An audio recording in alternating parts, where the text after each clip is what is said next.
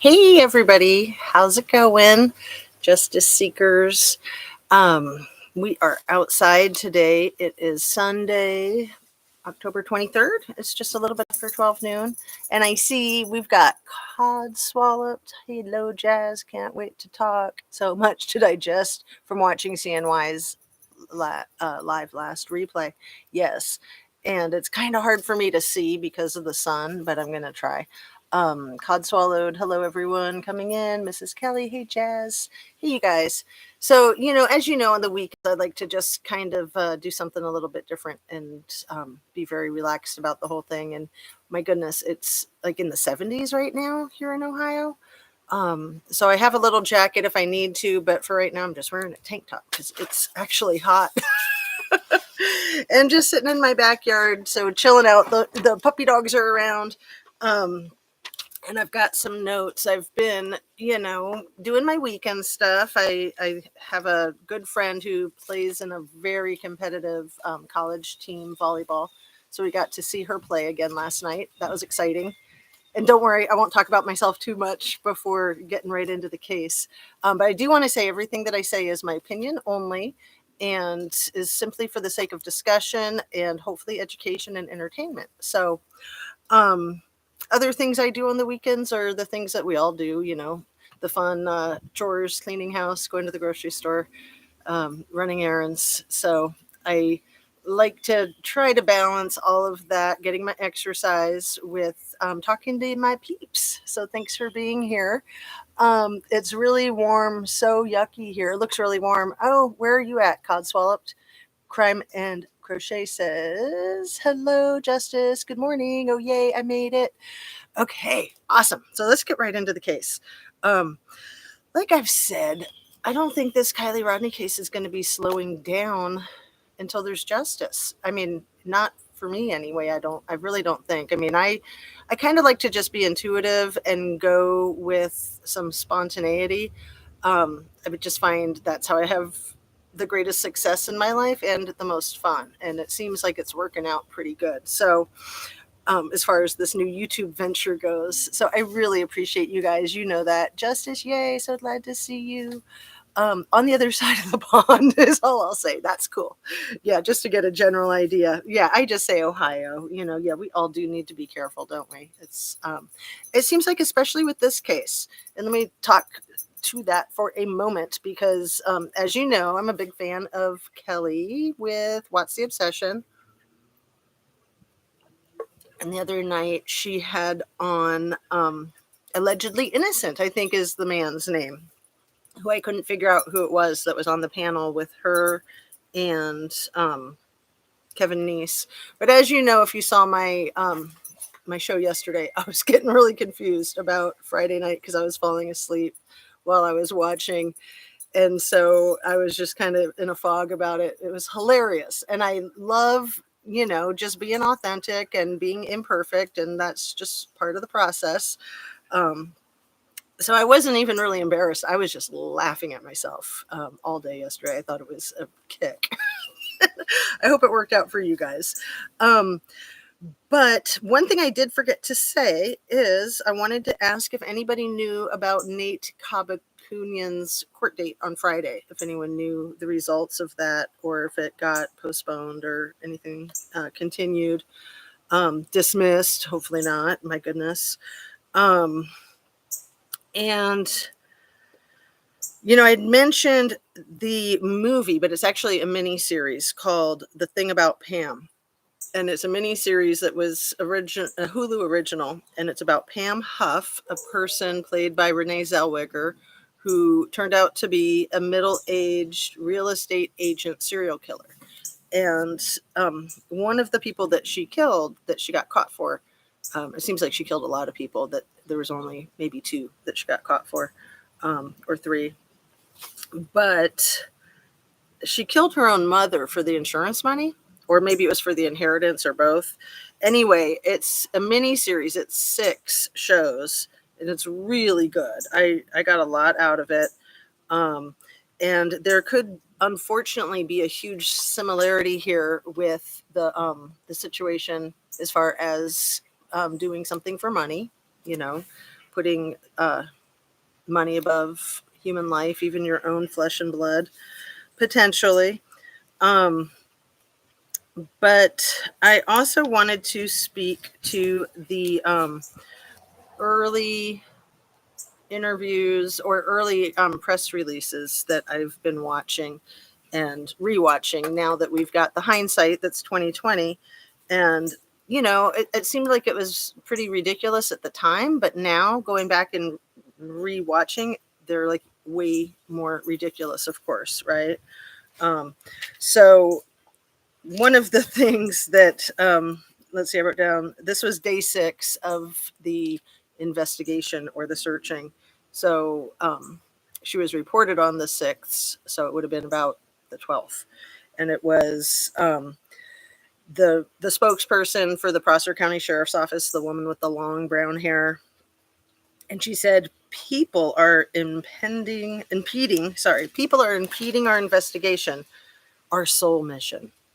And she was specifically referring to the people of the community that were parents of these kids that were allegedly telling their kids, like, don't talk to the authorities because just don't, right? So, she really contradicted herself in that day 6 presser. She said she started with thanks to the Rodney Neiman family for being here. And our interest is in not arresting any individuals, not prosecuting any individuals, not holding them accountable. I think those are my words, but the others were hers. Our sole purpose is bringing Kylie home. We are here to support the community. And then, but people are impeding our investigation. So, so right away, they knew that people were obstructing justice, which is not legal, right? So to me, that's literally talking out of both sides of her mouth. So she's saying that the whole thing was her pleading with people to come step forward with information so that they could locate Kylie, but saying that people were impeding the investigation, but that they weren't going to bust anybody for anything. And they kept reiterating that, like making it abundantly clear that they really didn't plan on holding anybody accountable for anything, in my opinion. So let's see. Some of the basic charges that we know they're failing to prosecute anyone and just upholding basic law is the contributing to the delinquency of a minor that Miss Sammy has explicitly admitted to or confessed to numerous times on tape. The obstruction of justice, the interference with an investigation, and stuff. That's that thing I was talking about from the thing about Pam, how she would say that in really bizarre sentences, kind of like that, and stuff. It's like, no, that's not where you would use that term. We need more specifics. A good example of that is when Sammy said, we would break off from each other for mere moments at the party to do other things. It's almost, she was like, other things and stuff. Like we really want to know what those other things are. And it's really important when this person is missing and now deceased, correct? Let's see if I can read a few of these. Greg Reaver says, hello, Justice A to Z. Hi, Justice A to Z. Everyone in chat. Hello, everyone in chat. Crime and Crochet says, first positive test since pandemic began, so I've done well to not catch it before now. Oh, I hope you have a really lightweight case of it. I think the case that I had this past summer was pretty lightweight, but it still sucked. But I just laid really low and, just tried to take it easy. I had all my vaccinations and everything, and some people in my household got it twice, but, it was mostly due to like school and traveling and stuff like that. But anyway, back on track here. The big things for today that I wanted to speak to were The Handmaid's Tale. We all noticed, I think, early on that Lindsay had like a Handmaid's Tale icon on her social media, and that really piqued curiosity for a lot of us. I had read that book when it first came out in the 90s, late 90s, no, early 90s. I think it came out in like 89. No, 87. Handmaid's Tale. It came out in somewhere around 88. Like I said, my memory is usually pretty sharp. Um, I think it came out in 88. I think I read it in 89, but probably 88. Anyway, then the movie came out maybe a year or so later with Natasha Richardson, which poor woman died of a head injury from a skiing accident that was not at Tahoe. So we don't need to hold them suspicious there. That was really sad. Anyway, so she played in that movie, Handmaid's Tale. And then, of course, it's become an incredibly popular TV show. And, honestly, I haven't watched the TV show. I really, I don't want to say enjoyed the book because it was so disgusting and terrifying, but I love Margaret Atwood. I had already been a big fan of Margaret Atwood's, and I've even had the pleasure of meeting her in Seattle at a public speaking event and a book signing. Um, and she's an amazing person. I think she's still alive too. I believe she's Canadian, if I'm remembering accurately. But anyway, what is that Handmaid's Tale reference about? Like, is that just because she liked the TV show? Or did that have a deeper meaning? I think that's what a lot of us were scratching our heads over right away, right? Right away. And I'm going to put this out here again. When the sheriff mentions cover up in that presser, the deputy behind him looks so flabbergasted. He needs to get out of there and speak. Don't they all? So, it's law enforcement's job to enforce the law. If they're being told by their supervisor to break the law, it's their job to not do that. It's their job to, that's hilarious. It's their job to basically be a whistleblower and to uphold the law, no matter what. And so officers that are not in charge or don't have a lot of leverage or seniority kind of get into that double bind. Like I was mentioning the other day, the two newer police officers that were with that guy when he killed George Floyd. I'll think of his name in a second. He's not worth thinking about, in my opinion. Anyway, we all know who he is, right?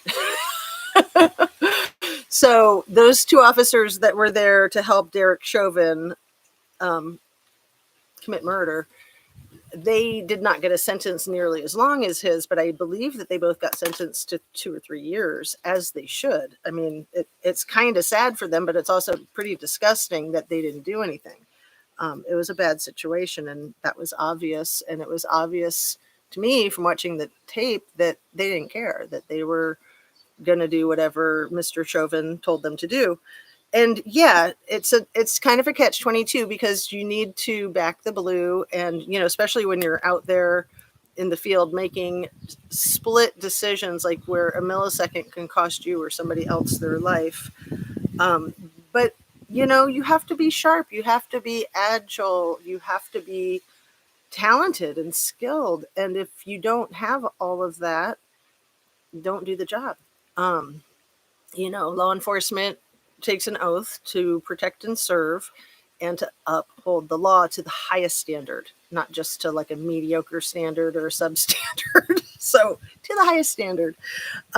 Anyway, so there's my little soapbox part, right? So my point addressing that comment that yeah, all the law enforcement involved in the search, if they want to call it a search, it doesn't seem like it was. Like that guy was being honest when he called it a cover up, right? I mean, really, it's like the quintessential elephant in the middle of the room. Come on. I mean, that car was like, makes me think of that joke. How do you know when an elephant's been in your refrigerator? You see their footprint in the butter or something like that. I don't know. It's been a while. I'm not really good with joke telling usually. But anyway, you guys know what I mean. It's like the damn thing was right there. They're gonna stick with this story, that this is the story they're picking and they're sticking to it. That the car was there for 2 weeks. They were out there searching for almost 20,000 billable hours just milking the state funds. And obviously, they had to know it was there and they weren't admitting it, or they're so stupid they had blindfolds on the whole time and they couldn't find their nose on their face. Or, as one of my commenters said a week or so ago, couldn't find their ass with both hands. Crazy. I made it again 2 days in a row. I'm winning. Oh, that's so sweet. Um, Same with president, should be held to highest standards, should be more prosecutable than others, not unprosecutable. Right. And so, police officers, law enforcement have immunity so that they can basically murder someone when they're protecting other people, or protecting themselves. And, to even attempt to take the life of a law enforcement officer is like 20 years minimum. Just the attempt, just the idea of it. So, that whole thing with the affidavit with Wayne Wu was that they had prosecuted a guy for allegedly attempting to murder like 6 law enforcement officials, and either Wayne Wu was one of the 6 or he was a witness for it. But that was what spurred that whole affidavit from May 15th, 2022, that I'm constantly referring to because I really want people to see that. So for all of you that are familiar with it, please share it with your friends that are interested in this case. I think it was now about 2 weeks ago that I re-recorded it, and I think it's getting close to 10,000 views, which is awesome. The one that I recorded a month and a half ago is still like at 660 or something like that, just because if you're looking for it, you have to dig and dig and dig. So that was why I went ahead and reread it. And it was good for me to reread it too, because, you kind of understand things differently every time you address it, every time you tell the story. And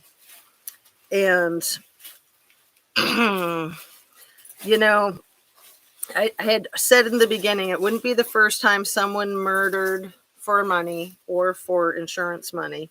And of course, making it look like an accident is double indemnity. And local police do solids for residents all the time with documenting something as an accident when they know damn well it wasn't. Maybe it was a suicide. What is that TV show? Like Accident, Suicide, or Homicide? I haven't seen it, but I've heard good things about it. So those are some of my most important notes that I wanted to touch on. And we're just under 20 minutes. This one probably isn't going to be too long, just because I do have a handful of things I still need to get to today.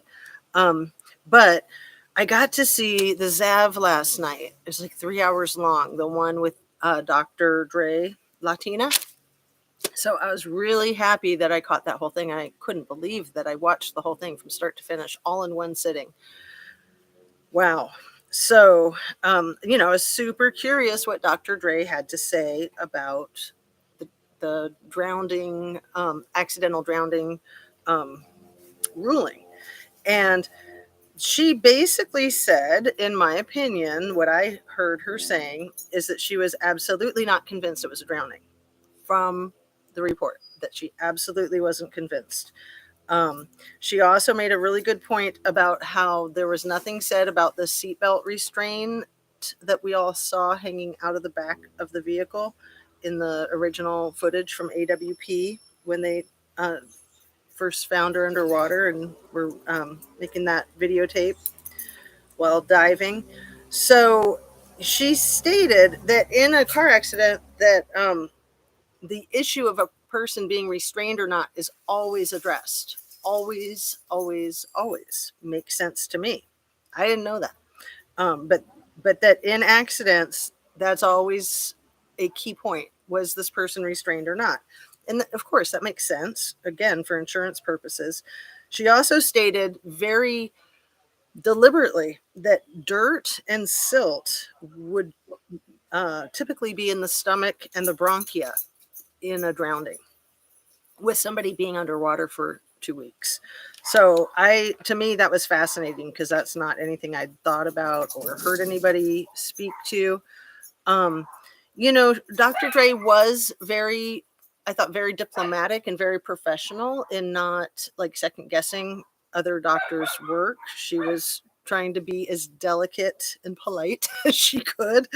Um, and Zav seemed to be kind of the devil's advocate and saying, "Oh, but that could just be this, and that could just be that," and I thought that was interesting. But Dr. Dre was not happy when Verna came into the chat. Remember Verna? She was all over that chat, and she was being really rude to, I think, both the doctor and to Zav, and the doctor wasn't wanting to have it, but she did want to address it. And it was really frustrating and flustering Zav, which is of course what trolls are trying to do, trying to get you off track. So that was my takeaway from that. I was so glad I got to see that finally. There's been so much to try to keep up with, and at the same time, it's like, there really isn't anything new. It's just looking at what we've already got, which was such a gaslighting fiasco, that it takes a while to sort it all out. I'm going to read a few of these. Shoot, I have to go. We'll watch the rest later. Favorite channel, and I'm into lots of them. Thanks to Justice. Happy Sunday, all. That's so sweet, Butterfly McCoy. Thank you. Dr. Latina has class. Absolutely. I loved her. Even more last night than other times that I've seen her. She did great with Zav. She was so polite and so friendly. And so, like, educated, just intelligent and down to earth.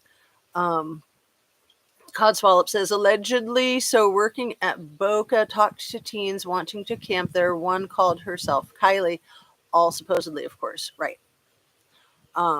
And Gregory Worth says, Verna has a way of showing up in different chats lately. And there could be many Vernas, I'm thinking, right? Just because it says that it's Verna, it doesn't mean that it's that Verna. It could be part of like the Verna army. These people. Yes, the biology of the water was left out. Ooh, good point. Good point. And then Crime and Crochet says they can tell a lot by silt and dirt, etc. Even nailing down where a person died opposed to where they were found. Flora and fauna, I think it is, that can be analyzed to show locations. Yeah, absolutely. So yeah, there's a lot in that comment from Crime and Crochet that's brilliant. Yeah, it seems like we should get more of an estimation of like what day they think she died.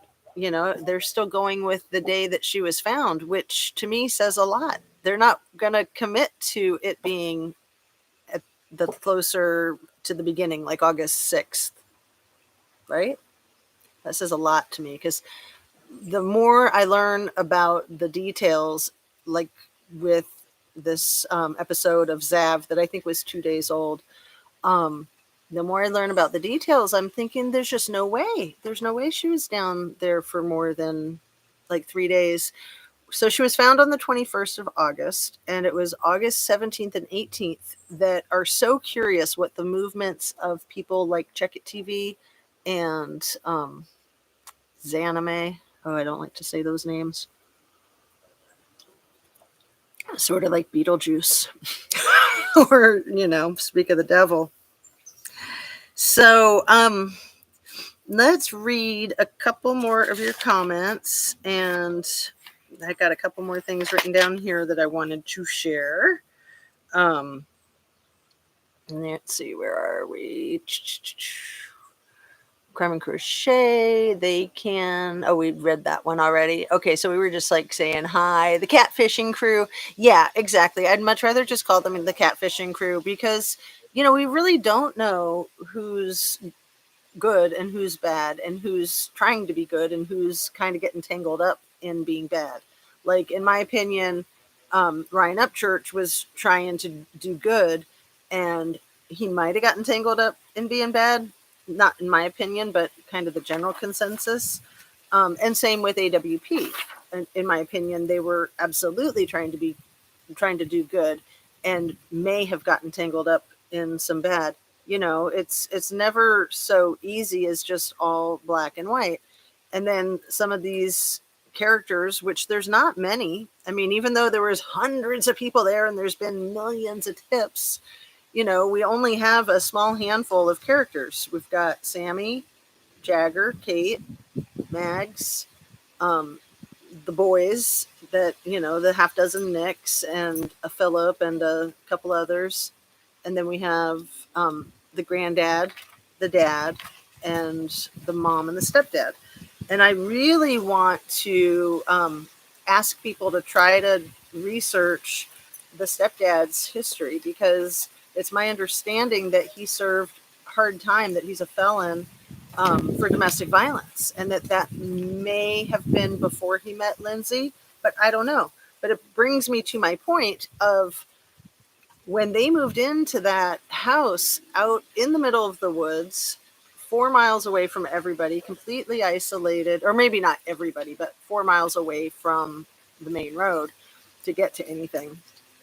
And so completely isolated. And, cute little Kylie was 7, and she was an only child. So she had her mother and her stepdad, and she's kind of like holed up in this almost like a castle prison, in a sense, almost like a fairy tale.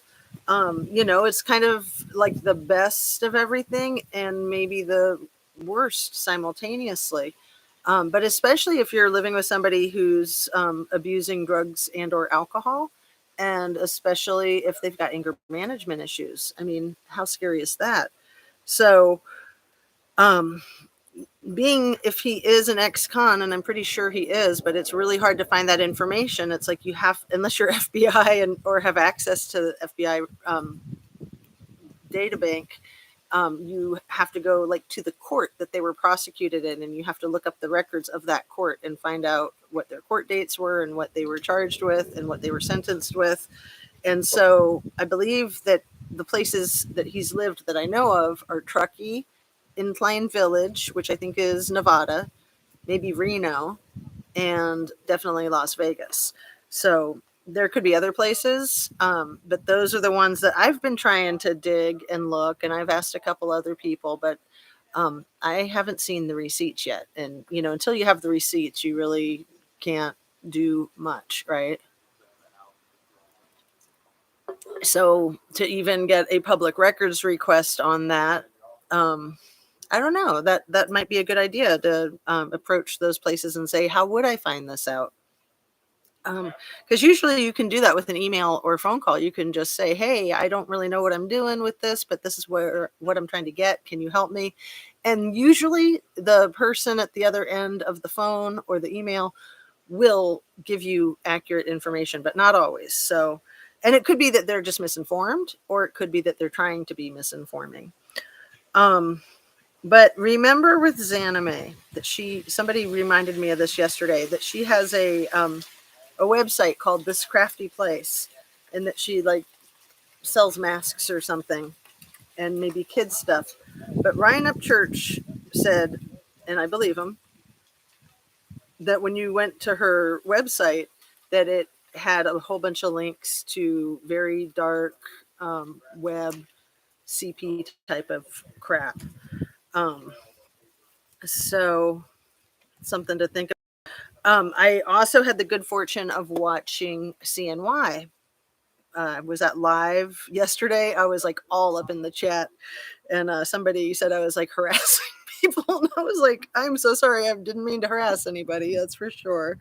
And then other people came to my defense and were like, what? She's just doing what you're supposed to do. So yeah, I was just kind of saying hi to everybody. I mean, that could be considered harassing if you don't want to be said hi to, right? Um, anyway, in asking a lot of questions, I always like to ask a lot of questions, and especially the chat was just kind of on fire. So good job, CNY. And one of the things I wanted to mention before I wrap up here, we're at 29 minutes, and you guys have some good comments. It looks like they're so hard to see with the sunlight. I'm sorry.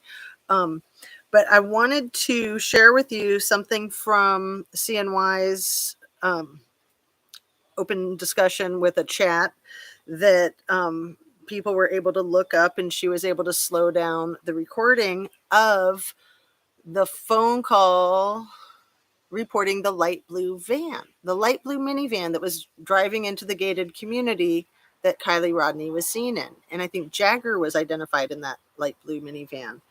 And Jack and Kate just happened to be looking like they got out of a light blue minivan the day that they led the Fox News into Reno and got out in the parking lot to speak with them. It looked like they were getting out of the light blue van. And maybe going back and looking at that videotape of when they're driving, because the news crew, I just had a flash of that they showed themselves kind of like in the car just driving and following. So we need to look at that and see, were they following the light blue van? But the tag plate of the light blue van that was phoned in and confirmed to be a match, that's key. During the 911 call, I think it was, and this was from the the community Facebook app. I forget what it was called. People were talking about it. I think I have it written down here, but I don't want to get hung up on that either. Anyway, that app, you guys all know the one that I'm talking about, I think. So the license plate, the tag plate, as Upchurch would call it, is 242D as in dog 96. And I wasn't clear if that was a Nevada plate or a California plate, but that was the tag plate for the light blue minivan in question that was seen at 2650 Arrowhead Parkway in Reno, Nevada, zip code 89511. So in the chat and during the live, people were looking it up, and CNY was showing it on her screen. And it is a gated community like no other that I've seen. And I have seen some incredibly affluent neighborhoods, incredibly affluent. In Northern California, Southern California, Washington State, Portland, Oregon, Ohio, Florida, DC. Great affluence.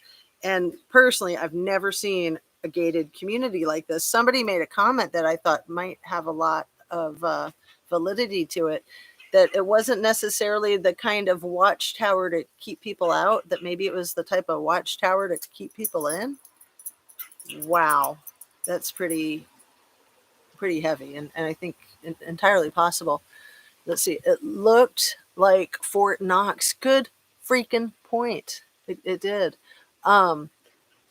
Can you please explain a little more? Somebody van. Okay, I see that.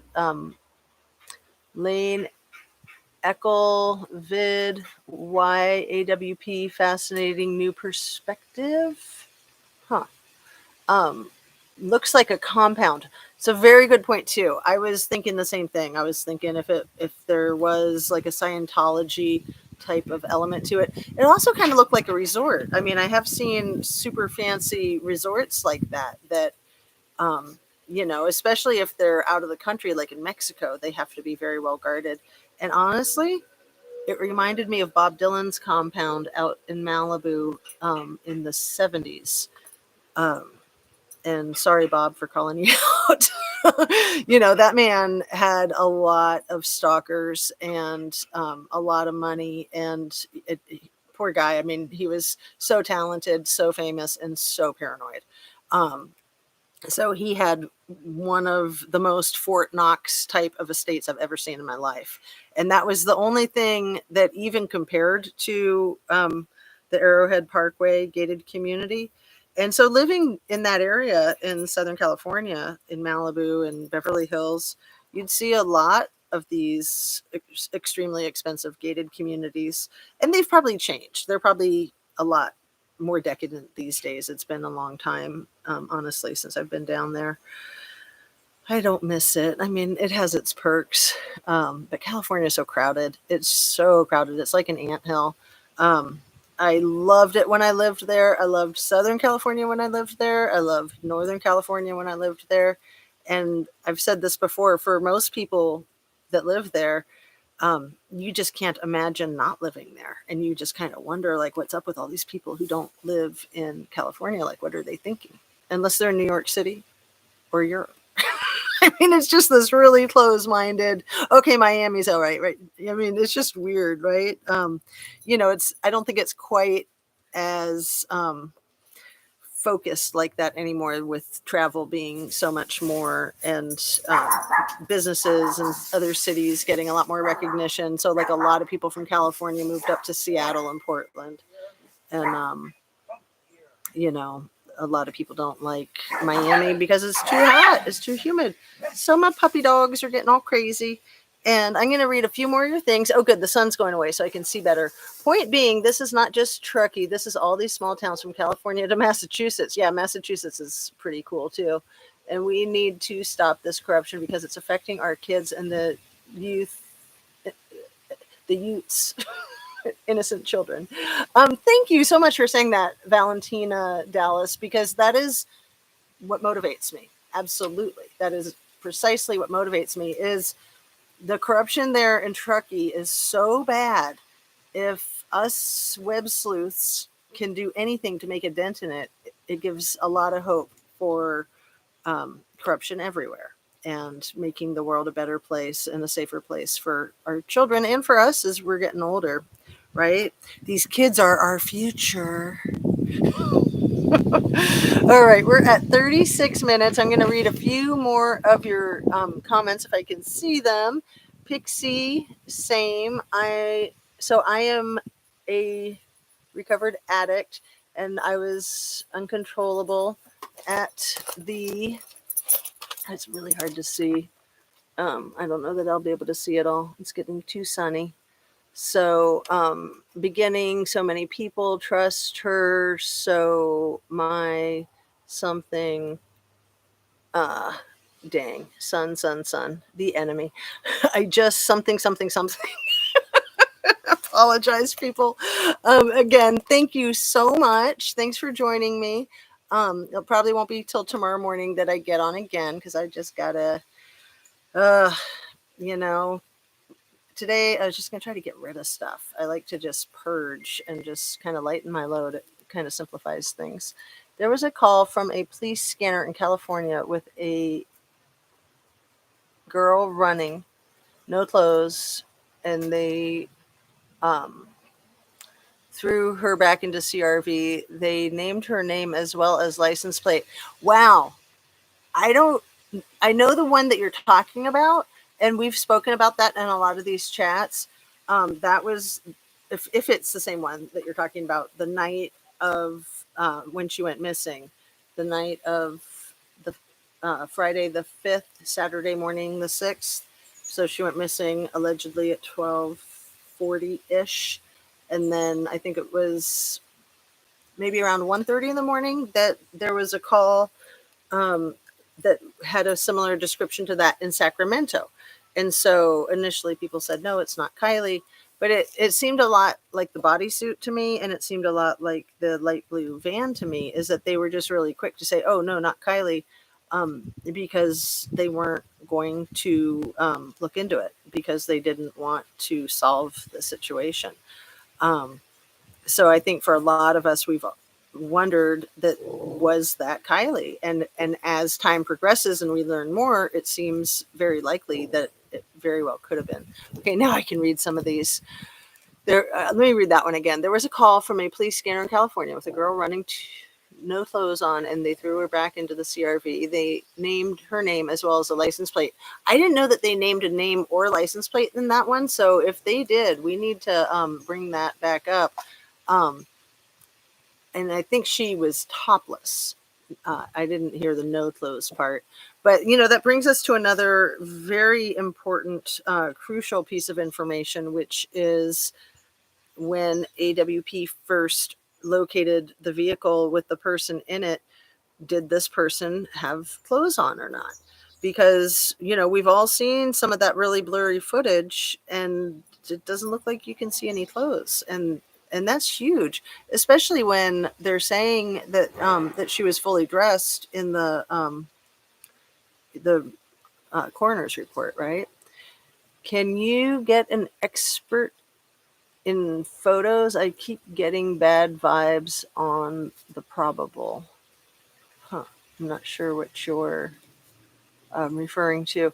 And now the sun's coming back. So I'm going to go ahead and wrap up, you guys. The sun is lovely. It keeps us all warm and alive, but you can see how awful it is when you're trying to do a YouTube. Look at it, just like blasting. It's just flooding. And then I can't read that print to save my life. So again, thank you so much for joining me, and please take care of yourself. Drink your water, eat your fruits and veggies, your protein, get your rest, take it easy, be kind, keep healthy boundaries. Don't let anybody be a dirtbag to you. Don't let anybody hurt your feelings or physical, of course. And just, take it easy. Enjoy yourself. Have a great day. It's Sunday night. So chill out, hopefully, and get ready for a productive work week. Most of us have to get a few more groceries on Sunday night and get the rest of the laundry done and all that good stuff. So hopefully you'll have a really good work week, and it won't be like those Monday morning blues that are so common, right? Hopefully most people love their jobs these days. I think COVID did help with that for a lot of people. So you guys take care. We'll talk to you soon. Thanks again.